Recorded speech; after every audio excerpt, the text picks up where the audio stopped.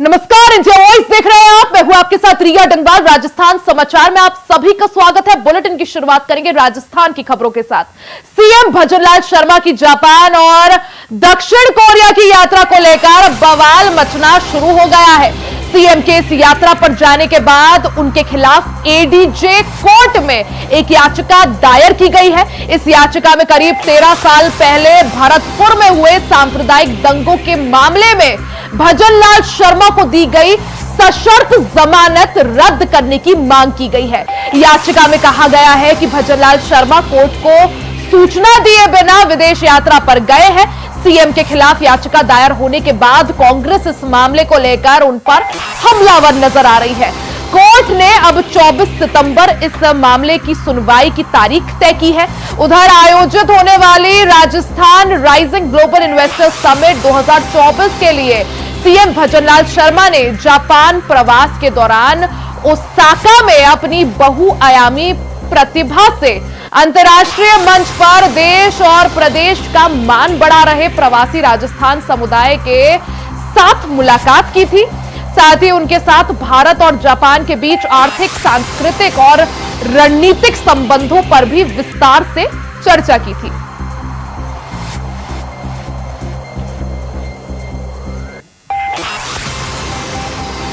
राजस्थान दिसंबर महीने में global investors summit का आयोजन होने वाला है, जिसको देखते हुए राजस्थान के मुख्यमंत्री भजनलाल शर्मा जापान और दक्षिण कोरिया के दौरे पर हैं।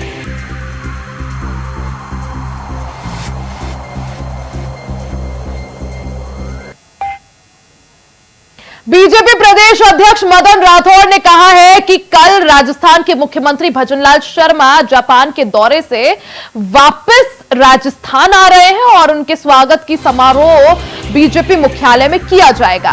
साथ ही उन्होंने कहा कि राज्य में एक नया आयाम स्थापित हो रहा है। प्रवासियों को राज्य में आने का निमंत्रण दिया गया है। जो भी इन्वेस्टमेंट करेगा उसे तुरंत बिजली पानी का कनेक्शन दिया जाएगा।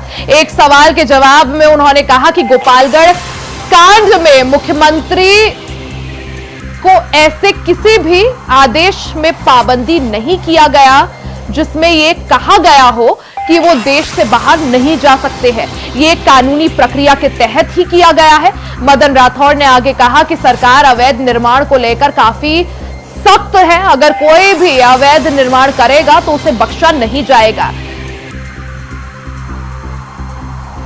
ऐसा मौका ही क्यों देते हैं राहुल गांधी जी? ऐसा वक्तव्य देते ही क्यों हैं? विदेश में जाकर भारत की प्रतिष्ठा को धूमिल करने का षड्यंत्र करते ही क्यों हैं? अब वो ऐसा गलत काम करेंगे तो फिर थोड़ा हमको सावधान तो होना ही पड़ता है। कांग्रेस को कहाँ गिरेंगे हम? कांग्रेस तो गिरी हुई है अपने आप ही, तो उसका हम क्या कर सकते हैं? हमने कभी कांग्रेस में नहीं, हम तो अपना परिवार संभाल रहे हैं, हमारा परिवार सुदृढ़ कर रहे हैं। और उनको यदि लगता है कि ये सुदृढ़ हो रहे हैं और वो भय खावे तो उनकी मर्जी है, हमको कोई तकलीफ नहीं है। ये बहुत उत्साहवर्धक वो लेकर के आ रहे हैं। पहले देखिए, मुख्यमंत्री जी गए थे महाराष्ट्र में, तो लगभग 4.5 लाख करोड़ का इन्वेस्ट लेकर के आए। ये हमारे लिए बहुत अच्छी बात है, बहुत खुशी की बात है। राजस्थान में संपन्नता बढ़ेगी। जब यहाँ औद्योगिक विकास होगा तो निश्चित रूप से कईयों को रोजगार भी मिलेगा। और जो अभी मुख्यमंत्री जी गए हैं विदेश, जिसमें कोरिया और जापान भी गए हैं, वहाँ के भी जो सूचनाएं मिल रही है बहुत उत्साहवर्धक है। कई अप्रवासी हिंदुस्तानी वो राजस्थान में आकर के उद्योग स्थापित करने के लिए तैयार हैं। सुप्रीम कोर्ट ने कभी भी नहीं कहा कि अवैध निर्माण को ध्वस्त मत करो, कभी भी नहीं कहा। सुप्रीम कोर्ट ने अवैध निर्माण को ध्वस्त करने का मना ही नहीं है। अवैध निर्माण तो, अतिक्रमण तो हटाए जाते हैं, उसमें कोई बड़ी बात नहीं है। आगे बैठाए जाते रहेंगे। अतिक्रमण तो हटाना जरूरी है, नहीं तो ये कुछ बचेगा नहीं, सड़कें नहीं बचेगी, रास्ता ही नहीं बचेगा, कुछ भी नहीं बचेगा। लोग जन उपयोगी जो जमीनें हैं जो जनता के लिए छोड़ी गई है वो भी नहीं बचेगी, बगीचे नहीं बचेंगे, पाथ नहीं बचेंगे, तो ये क्या बात? ज्यादा जानकारी के लिए सीधा रुख कर लेते हैं संवाददाता लोकेश नागर का। लोकेश, एक तरफ जहां बीजेपी सरकार जो है वो राइजिंग राजस्थान इन्वेस्टर्स समिट के लिए इन्वेस्टमेंट जुटाने के लिए सीएम भजनलाल शर्मा विदेश दौरे पर गए हैं, वहीं दूसरी तरफ अब उनकी विदेश यात्रा को लेकर भी सियासत शुरू हो गई है, जिस पर बीजेपी प्रदेश अध्यक्ष मदन राठौड़ का अब स्पष्टीकरण सामने आया है। जी बिल्कुल, बता दें, राजस्थान में राइजिंग राजस्थान को लेकर राजस्थान की जो सरकार है लगातार प्रयास कर रही है कि राजस्थान में किस तरह इन्वेस्टमेंट लाया जाए और विदेशों से किस तरह राजस्थान में तो उद्योग धंधे स्थापित किए जाएं, जिसकी वजह से रोजगार के अवसर पैदा हो सके। भजनलाल पिछले 1.5 सप्ताह से विदेश के दौरे पर और कल उनका आगमन होगा। उससे पहले उनकी विदेश यात्रा ने राजनीतिक रूप ले लिया और लगातार इसको लेकर बयानबाजी हो रही है। ये पूरा मामला 2011 में भरतपुर जिले का है, जहां गोपालगढ़ कांड के दौरान तमाम बीजेपी के नेताओं को पार्टी बना दिया गया था और कोर्ट के द्वारा उन्हें 6 जमानत दी गई थी, जिसमें विदेश दौरों पर पाबंदी रखी गई थी। कल इस पूरे प्रकरण को लेकर आवेदक द्वारा सेशन कोर्ट 4 में इसके लिए एक रिट दायर की गई और वहां कोर्ट ने निर्देशित किया है, जिसकी 24 सितंबर को सुनवाई है। हम आपको बता दें कि इस पूरे प्रकरण में हिंदू मुसलमान झगड़ा हुआ था और कांग्रेस के राहुल गांधी उस मामले पर आए थे। अब जैसे ही नेता प्रतिपक्ष टीकाराम जूली ने इस मामले को लेकर प्रतिक्रिया दी तो तमाम बीजेपी के जो नेता हैं वो कांग्रेस पर हमलावर हो गए हैं। बात की जाए शिक्षा मंत्री मदन दिलावर की, तो उन्होंने कहा कि लोकेश, लेकिन जिस तरह से 13 साल पुराना ये मामला और इसमें सशर्त जमानत दी गई थी, लेकिन अब जिस तरह से कांग्रेस भजनलाल शर्मा के विदेश दौरे को लेकर सवाल उठा रही है, उनकी जमानत जो है वो रद्द करने की मांग कर रही है, वहीं दूसरी तरफ बीजेपी प्रदेश अध्यक्ष मदन राठौड़ का जिस तरह से स्पष्टीकरण आया, उन्होंने कहा कि मुख्यमंत्री इस दायरे में नहीं आते। किस तरह से इसे समझा जाए और कितनी सच्चाई इसमें? जी निश्चित रूप से ये जो गोपालगढ़ वाला मामला है ये कोर्ट में चल रहा है और ये न्याय प्रक्रिया के अधीन आता है। ऐसे में राजनीतिक बयानबाजी एक तरफ है, लेकिन दूसरी तरफ टेक्निकल बात की जाए, कानून के तौर पर बात की जाए तो इस पूरे प्रकरण में न्याय प्रक्रिया को अपनाया गया और तमाम बीजेपी के बड़े नेता थे, जिसमें गृह राज्य मंत्री जवाहर सिंह बेडन है, गिरधारी तिवारी थे, भजनलाल शर्मा जो उस समय तत्कालीन जिलाध्यक्ष बीजेपी थे, तमाम नेताओं का नाम था। लेकिन बात की जाए यहाँ इसका राजनीतिक रूप इस तरीके से बना दिया गया कि एक तरफ तो बीजेपी के जो मुख्यमंत्री हैं वो विदेश जाकर राजस्थान रोजगार के अवसरों को लाने के लिए, तमाम उद्योग धंधों को स्थापित करने के लिए प्रयास कर रहे हैं।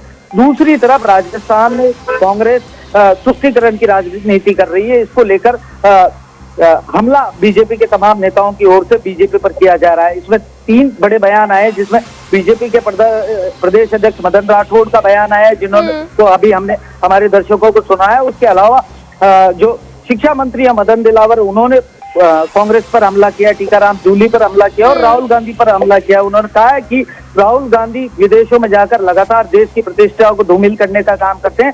दूसरी तरफ राजस्थान के उनके जो बड़े नेता हैं वो गोपालगढ़ कांड की 13वीं बरसी पर राजस्थान में तुष्टीकरण की राजनीति को बढ़ावा देने का काम कर रहे हैं। वहीं आपको बताएं कि नेता प्रतिपक्ष टीकाराम जूली ने कहा है कि राजस्थान में जिस तरह बीजेपी काम कर रही है और जिस तरह कोर्ट के आदेशों की अवहेलना की गई है, तो निश्चित रूप से कांग्रेस की ओर से बीजेपी के नेताओं पर कार्रवाई की मांग की गई है। और बिल्कुल, क्योंकि भजनलाल शर्मा के विदेश दौरे के बाद कांग्रेस लगातार इस मुद्दे को उठा रही है और सीएम भजनलाल शर्मा की जमानत रद्द करने की भी मांग कर रही है। हालांकि अदालत में मामला है, 23 सितंबर को अब इस मामले में सुनवाई होनी है, लेकिन लोकेश आपसे समझना चाहेंगे 23 सितंबर को सुनवाई के दिन क्या कुछ संभव, क्या कुछ दलीलें?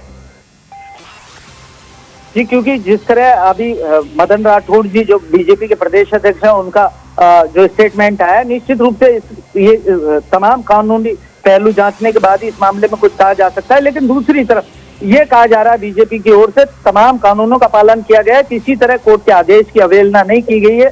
तो ऐसे में बिल्कुल, यानी भारतीय जनता पार्टी की तरफ से बार-बार इस मामले को लेकर स्पष्टीकरण दिया जा रहा है। हालांकि इसका कितना असर आगामी चुनाव में पड़ता है, चाहे राइजिंग राजस्थान इन्वेस्टर्स समिट का कितना असर उपचुनाव पर पड़ता है, या फिर जिस तरह से कांग्रेस इसे मुद्दा बना रही है, वो वक्त बताएगा। बहुत बहुत शुक्रिया आपका लोकेश, जानकारी के लिए।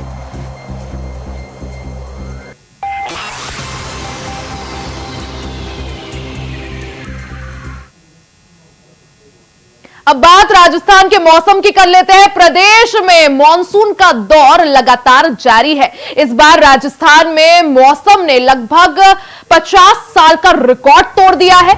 मौसम विभाग के अनुसार 14 से 17 सितंबर तक प्रदेश के विभिन्न हिस्सों में हल्की से मध्यम बारिश होने की संभावना है। भरतपुर, धौलपुर, करौली, बारा, अलवर, दौसा, सवाई माधोपुर, टोंक, कोटा, बूंदी, जयपुर जैसे तमाम जिलों के लिए ऑरेंज अलर्ट जारी किया गया है। पूर्वी राजस्थान के 3 जिलों में भारी और 4 जिलों में सामान्य बारिश के आसार बने हुए हैं। आज पश्चिमी राजस्थान में कहीं भी बारिश की संभावना नहीं है। मध्य प्रदेश के ऊपर बना डिप्रेशन आज दक्षिण पश्चिमी उत्तर प्रदेश के ऊपर पहुंच चुका है। इसके आगामी 24 घंटों में लगभग उत्तर की ओर आगे बढ़ने और कमजोर होकर वेलमार्क लो प्रेशर बनाने की संभावना है।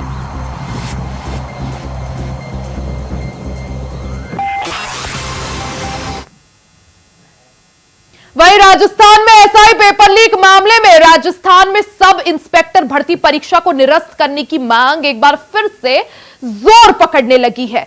एसओजी की ओर से उप निरीक्षक भर्ती को रद्द करने की मांग को लेकर अब इस्तीफा दे चुके मंत्री किरोड़ी लाल मीणा ने भी ये आवाज उठाई है।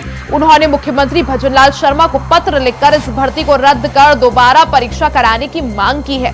किरोड़ी लाल मीणा ने कहा कि बीजेपी सरकार के गठन पर बाद गठित एसआईटी की जांच में ये धांधली उजागर हुई।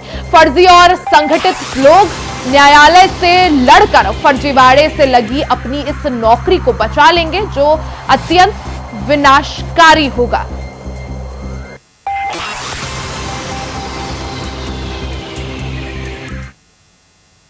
भारत और अमेरिका के बीच संयुक्त सैन्य अभ्यास युद्ध का 20वां संस्करण राजस्थान में विदेशी प्रशिक्षण महाजन फील्ड फायरिंग रेंज में चल रहा है। इस संयुक्त अभ्यास का उद्देश्य संयुक्त राष्ट्र जनादेश के तहत सब कन्वेंशनल माहौल में आतंकवाद विरोधी अभियान चलाने के लिए दोनों पक्षों की संयुक्त सैन्य क्षमता को बढ़ाना है।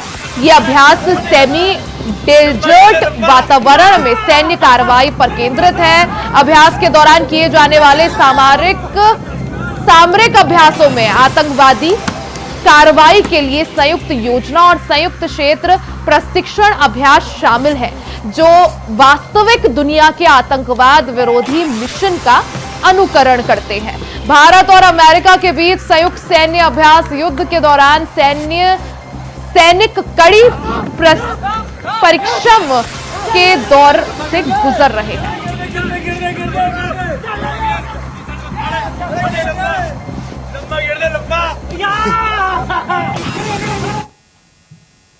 टोंक में प्रभारी मंत्री हीरालाल नागर ने पूर्व की कांग्रेस सरकार पर निशाना साधा है। हीरालाल नागर निशाना साधते हुए उन्होंने कहा कि कांग्रेस ने किसानों को फसल खराब होने का मुआवजा नहीं दिया है। कांग्रेस सरकार को किसानों की चिंता नहीं होती थी। हमारी सरकार में मुख्यमंत्री ने सभी प्रभारी मंत्रियों को सभी जिलों में भेजा है। इससे पहले गिरदावरी के आदेश दिए हैं। फसल खराब की मॉनिटरिंग करते हुए वास्तविक गिरदावरी करके मुआवजा देने, क्योंकि हम किसानों के प्रति गंभीर हैं।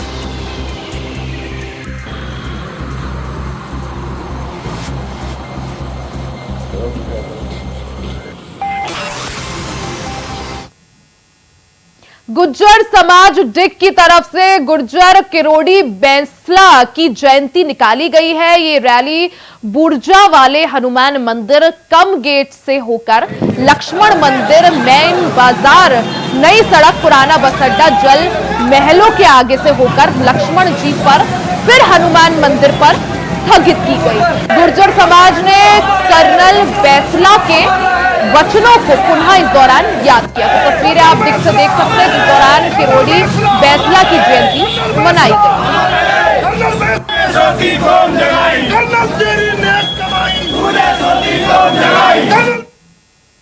वहीं हिंडौन सिटी में भारी बारिश का दौर जारी है, जहां भारी बारिश होने की वजह से करसौली गांव के पास सड़क क्षतिग्रस्त हो गई, जिसके कारण आसपास के 40 गांवों के मार्ग का आवागमन भी बंद हो गया है।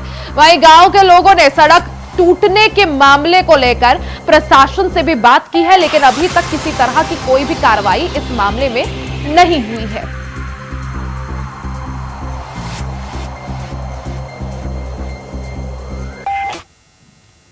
तो त्योहार का सीजन आने वाला है, उससे पहले राजस्थान की मरु नगरी बीकानेर में जयपुर से आई स्वास्थ्य विभाग की टीम के द्वारा मिलावटी घी या नकली घी के गोदाम पर छापा मारा गया, जहां 4000 लीटर घी को सीज किया गया है। खाद्य सुरक्षा आयुक्त इकबाल खान और संयुक्त निदेशक की टीम ने बीकानेर में कार्रवाई को अंजाम दिया। इसको लेकर बीकानेर के इंडिया वॉइस टीवी के संवाददाता के सिंह ने पहुंचकर जायजा लिया। राजस्थान की मरुनगरी बीकानेर में आज बीकानेर स्वास्थ्य विभाग और जयपुर से टीम आई हुई स्वास्थ्य विभाग की, उनके द्वारा आज एक बड़ी कार्रवाई को अंजाम दिया गया, जहां पर मिलावटी घी को यानी 3990 लीटर मिलावटी घी पकड़ा गया और उसे सीज किया गया है। प्रथम दृष्टया इसे नमूने भी लिए गए हैं। देखिए यहाँ पर बराबर कार्रवाई जारी है, देख सकते हैं यहाँ पर पूरे जो सभी लोग आए हुए हैं, बराबर टीम है यहाँ पर, और ये एक तरह से ये कहा जा सकता है कि जांच करते हुए सब नमूने वगैरह सब लिए हैं, देख सकते हैं। और आपको बताना चाहूंगा भारी मात्रा में जहाँ घी की बात करें तो घी आपको दिखाना चाहेंगे कि ये घी है, इसे सीज किया गया है। विश्वा नाम से ये घी है और आप देख सकते हैं कि ये जो यहाँ नकली घी कह सकते हैं, मिलावटी घी कह सकते हैं, कुछ जो लोग विश्वास करके, जो एक तरह से कहा जा सकता है, क्या कहेंगे। विनोद जी भी आए हुए हैं सेंट्रल टीम से, क्या कहेंगे सर आप? सर, हमें उच्च अधिकारियों से सूचना मिली थी जी कि यहाँ विश्वा जो घी है काफ़ी घटिया स्तर का और जो बेचने की सूचना मिली थी उच्च अधिकारियों को, तो उस सूचना पर हम लोग आए यहाँ और सूचना सही मिली और सीएमएचओ साहब को भी हमने सूचित किया। सीएमएचओ साहब भी आके गए और हमारे उच्च अधिकारी को भी सूचित किया और आज ये कार्रवाई की है। 3990 लीटर सीज किया है। प्रथम दृष्टया घी में क्या गड़बड़ाई दिख रही है? प्रथम दृष्टया जो घी की आज जो रेट है उसके मुकाबले ये बाजार भाव से तकरीबन 25 से 30% कम भाव में बेचा जा रहा है। देखिए यहाँ पर बराबर, जैसे कि आपको बताना चाहूंगा कि ये यहाँ पर ये सील कर चुके हैं, देख सकते हैं यहाँ पर हजारों किलो घी है जो यहाँ पर आप देख सकते हैं वो जारी है। लगभग हजारों किलो घी है जो यहाँ बरामद पहले से किया जा चुका है, सीज भी किया जा चुका है। यहाँ पर ये बराबर सैंपलिंग के बाद में जो कार्रवाई है वो जारी है और शायद मध्य रात्रि तक ये कार्रवाई जारी रहने की उम्मीद है। कि किसी का नहीं। वहीं मोटपुर में 2 आंगनबाड़ी केंद्रों के परिसर में पिछले 8 दिन से पानी का भराव होने से कर्मचारियों और मासूमों को परेशानी का सामना करना पड़ रहा है। आंगनबाड़ी केंद्र की कार्यकर्ता ललिता गोस्वामी ने बताया कि पानी का परिसर में भराव होने से कभी भी बड़ा हादसा हो सकता है। आंगनबाड़ी केंद्र में करीब 2 दर्जन से ज्यादा छोटे छोटे बच्चे आते हैं, जिन्हें गोद में उठाकर कक्षा में ले जाना पड़ता है। तो तस्वीरें आप देख सकते हैं, मोटपुर आंगनबाड़ी केंद्र की तस्वीरें हैं, किस तरह से वहां पर हालात है ये भी आप देख सकते हैं कि पानी भरा हुआ है और जो छोटे छोटे बच्चे वहां आते हैं उनकी जान को यहाँ पर इस दौरान खतरा है। किस तरह से परेशानी उठाकर आंगनबाड़ी केंद्र में जो शिक्षक है उन्हें बच्चों को गोद में उठाकर कक्षा तक ले जाना पड़ता है।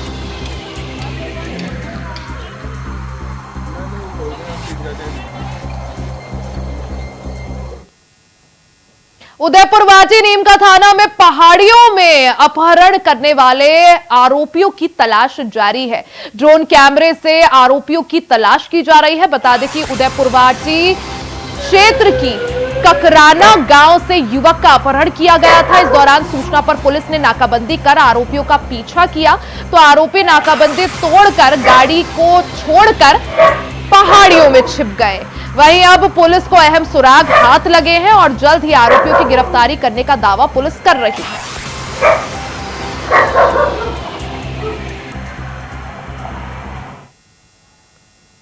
वहीं कांग्रेस ने हरियाणा विधानसभा चुनाव 2024 के लिए अपने स्टार प्रचारकों की सूची जारी कर दी है। पार्टी अध्यक्ष मल्लिकार्जुन खड़गे, लोकसभा में नेता प्रतिपक्ष राहुल गांधी सहित 40 प्रमुख नेताओं को इसमें शामिल किया गया है। इस सूची में कई बड़े नाम भी शामिल है। राजस्थान के पूर्व सीएम अशोक गहलोत, कांग्रेस के राष्ट्रीय महासचिव और पूर्व उप मुख्यमंत्री सचिन पायलट और राजस्थान प्रदेश कांग्रेस कमेटी के अध्यक्ष गोविंद सिंह डोटासरा को भी प्रमुख स्टार प्रचारकों के रूप में चुना गया है।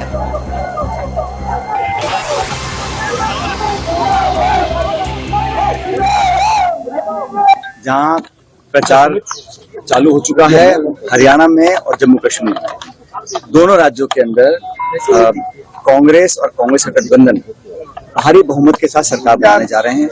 हरियाणा में 10 साल से भाजपा की सरकार है। ऐन मौके पर उन्होंने मुख्यमंत्री को बदला, कहीं ना कहीं उन्होंने अपनी हार को स्वीकार किया है और जो माहौल पूरे हरियाणा में बना है उसको देखकर मैं कह सकता हूं कि हम प्रचंड बहुमत, मुझे लगता है ऐतिहासिक बहुमत हरियाणा की जनता कांग्रेस पार्टी को देगी और एक बार वहां पर दोबारा कांग्रेस की सरकार बनने जा रही है। जम्मू कश्मीर के अंदर हमारा गठबंधन है और वहां बहुत सारे राजनीतिक षड्यंत्र रचे गए पिछले कई सालों में, लेकिन वहां की जनता, वहां की आवाम भी जमहूरियत में विश्वास रखती है और मैं उम्मीद करता हूं कि 3 चरण का चुनाव जो होगा और जब मतगणना होगी उसके बाद वहां पर दोबारा कांग्रेस और कांग्रेस की गठबंधन की सरकार बनेगी। इंडिया अलायंस का जो एक राष्ट्रीय गठबंधन बना है वो लगातार आगे बढ़ रहा है। हम लोगों ने हरियाणा में भी कम्युनिस्ट पार्टी को एक सीट दी है। ये इस बात को दिखलाता है कि कांग्रेस पार्टी सबको साथ लेकर चलना जानती है और आगे चल भी रही है। बाकी 2 राज्य हैं झारखंड, महाराष्ट्र, वहां पर भी चुनाव होने हैं और मुझे बड़ा आश्चर्य है कि वो दल, वो पार्टी, वो सरकार जो दावा करते थे कि एक राष्ट्र एक चुनाव कराने का, वो ऐसा माहौल नहीं बना पा रहे हैं जहां निर्वाचन आयोग 4 राज्यों के चुनाव एक साथ करा सकता है। राजस्थान में अनेक उपचुनाव होने बाकी हैं, उत्तर प्रदेश में उपचुनाव होने बाकी विधानसभा के, उसकी भी घोषणा अभी तक हुई नहीं है। तो कहीं ना कहीं कथनी करनी में फर्क है, लेकिन ये बात स्पष्ट है कि राहुल गांधी जी के नेता प्रतिपक्ष बनने के बाद जिस तरह का रवैया सरकार का रहा है, सरकार अब बैकफुट पर है। एजेंडा विपक्ष तय कर रहा है, जवाबदेही हम तय कर रहे हैं, सदन के अंदर, सदन के बाहर। तमाम मुद्दों पर सरकार को बैकफुट पर आना पड़ा। जो विधेयक लेकर आए पार्लियामेंट में उसको उनको विड्रॉ करना पड़ा। तो जो बहुमत का घमंड और अहंकार 10 साल था वो जनता ने 4 जून को उतार दिया है। 4 जून के बाद एक नई सच्चाई, नई असलियत देश के सामने आई है और मुझे खुशी है कि राहुल गांधी जी ने कांग्रेस पार्टी के आग्रह को स्वीकार किया, नेता प्रतिपक्ष बने हैं और जिस प्रकार वो सरकार की जवाबदेही तय कर रहे हैं वो भी अपने आप में एक बदले हुए माहौल को दर्शाता है। और मैंने देखा है जब भी भाजपा बैकफुट पर आती है वो सीधा सीधा राहुल गांधी जी को टारगेट करते हैं, वो कोई स्टेटमेंट देते हैं, सरकार को कटघरे में खड़ा करते हैं, तो उनके ऊपर लांछन लगाना, विरोध करना, ये कुछ आदत बन चुकी है। लेकिन हमें जनता में पूरा विश्वास है, कांग्रेस पार्टी लगातार मजबूती से आगे बढ़ रही है। जिन जिन राज्यों में चुनाव होंगे वहां पे हम सरकार बनाएंगे और जहां विपक्ष में है वहां पर भी नई ऊर्जा कार्यकर्ताओं को मिली है, नेताओं को मिली है। और जिन राज्यों में मैं दौरे करता हूँ वहां पर लगातार मैं देख रहा हूँ एक बदलाव हो रहा है। एक धरातल पर एक एहसास मुझे होता है कि राजनीति बदल रही है। लोगों की आज 10 साल से जो लोग थक चुके हैं, पुराने वादे, वही आश्वासन, किसान, नौजवान, मध्यम वर्ग, सब लोग दुखी परेशान हैं। जो केंद्र सरकार का बजट भी आप लोगों ने देखा होगा, वो भी अपनी सरकार की जो बैसाखियां हैं उन राज्यों के मुख्यमंत्रियों को झूठे आश्वासन देकर खुश करने का काम किया है। लाखों करोड़ वो राज्यों को दे रहे हैं। मुझे कोई आपत्ति नहीं है बिहार के भाइयों से या आंध्र प्रदेश के लोगों से, लेकिन उन दोनों राज्यों को राजनीतिक मजबूरियों के खातिर उनको आश्वासन दिया गया और बाकी तमाम देश के लोगों को महरूम रखा गया। राजस्थान के लोगों ने क्या गलती की थी कि बजट में उनको कुछ नहीं मिला? सिर्फ गलती जनता ने की, यहाँ 11 सीट भाजपा को हरा दी, तो इसका उन्होंने बदला लिया एक तरह से। तो इस प्रकार का भेदभाव और पक्षपात जब होता है तो वो एक लोकतंत्र के लिए अच्छा संकेत नहीं है। लेकिन हम लोग मजबूती से काम कर रहे हैं, संगठन लगातार काम कर रहा है और आने वाले उपचुनावों के अंदर सभी सीटों पर कांग्रेस पार्टी जीतने वाली है। वहीं राजस्थान में साल 2024 की दिवाली से पहले प्रदेश की भजनलाल शर्मा सरकार ने कर्मचारियों को शानदार तोहफा दिया है। एक तरफ राजस्थान की भजनलाल शर्मा सरकार ने 30 जून को सेवानिवृत्ति के चलते 1 जुलाई से वेतन वृद्धि के लाभ से वंचित पेंशनरों को राहत दी है। सेवारत कर्मचारियों को हॉलीडे के दिन में भी एचआरए का भुगतान पाने का हकदार माना है। इन मामलों को लेकर वित्त विभाग ने अलग अलग आदेश भी जारी कर दिए हैं। पेंशनरों को राहत देने के लिए वित्त विभाग की ओर से जारी आदेश में कहा गया है कि 30 जून को रिटायरमेंट के कारण 1 जुलाई से वेतन वृद्धि के लाभ से वंचित रहे पेंशनर्स को 1 जुलाई 2006 से 10 अप्रैल 2023 तक के लिए नेशनल लाभ दिया जाएगा।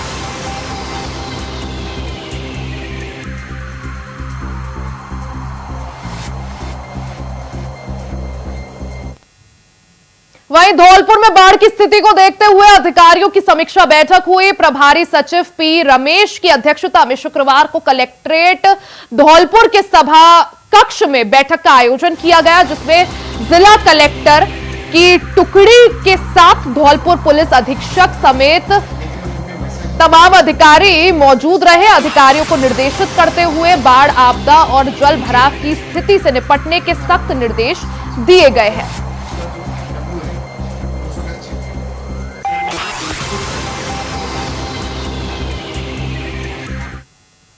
श्री मधोपुर में गौ तस्करी की सूचना पर पहुंचे गौ रक्षक दल के कार्यकर्ताओं ने रलावता गांव के पास से करीब 3 दर्जन गोवंश को अपने कब्जे में लिया है। अज्ञात लोगों ने गौ तस्करी के लिए गोवंशों को अलग अलग इलाकों से पकड़ा था और एक जगह सभी को बांधा हुआ था। वहीं गौ तस्कर मौके पर मौजूद थे।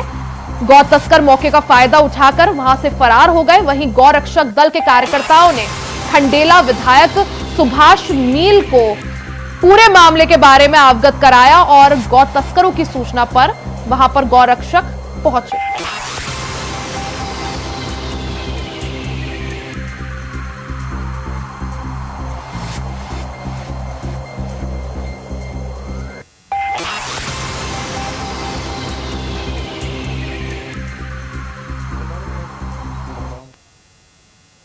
खबरों में आगे बढ़ते हैं। खबर गंगापुर सिटी से आप तक पहुंचाते हैं, जहां कृषि भूमि पर बने धर्मकांटे को हटाने गए टोडा भीम महिला एसडीएम सुनीता मीणा और एक महिला के बीच झड़प हो गई। इस दौरान महिला ने एसडीएम के बाल खींच लिए। दरअसल मामला गंगापुर सिटी जिले के उपखंड टोडा भीम इलाके के नाद गांव का है। दरअसल कृषि भूमि पर बिना स्वीकृति के वजन तोलने का धर्म कांटा लगा रखा था, जिसे लेकर पहले भी इन्हें नोटिस दिया गया था, जिसका वीडियो अब सामने आया है। लोगों के विरोध के बाद कहासुनी हो गई थी।